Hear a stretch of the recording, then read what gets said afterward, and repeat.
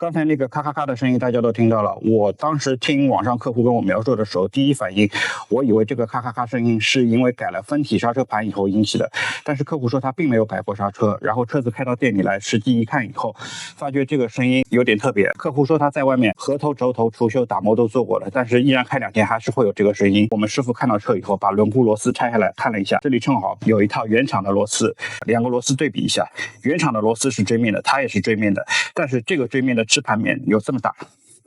而这个改装的螺杆，这个改装的螺帽加在反串螺丝上面的支盘面积只有这么一点点，也就是说，我在按照标准扭力把螺丝打上扭矩锁止的时候，原厂螺丝可以吃这么的长的面积，3毫米左右，但这个只能吃到1.5毫米左右的样子。很明显，这个螺杆的锁止面积不够，虽然大家都是锥面，但是它的锁止面积不够，这会造成轮毂的螺丝孔在那边是有浮动间隙的。当你刚刚锁紧的时候是没什么问题，但是热胀冷缩以后就会把间隙变大放大，所以它这个问题是出在这个上面的。我们在选择改装好看螺丝的时候，最重要一点还是要出于安全性的考量。原厂基本上用的都会是钢螺丝，它的形变以及抗热胀冷缩能力都会相对来说比铝合金的或者钛合金的要好一点。我的意见，像宝马这种车子，你就继续用原厂的。当然，这个客户要好看，那我就给他一个建议，去选择一套市面上常见的某 B 牌螺丝，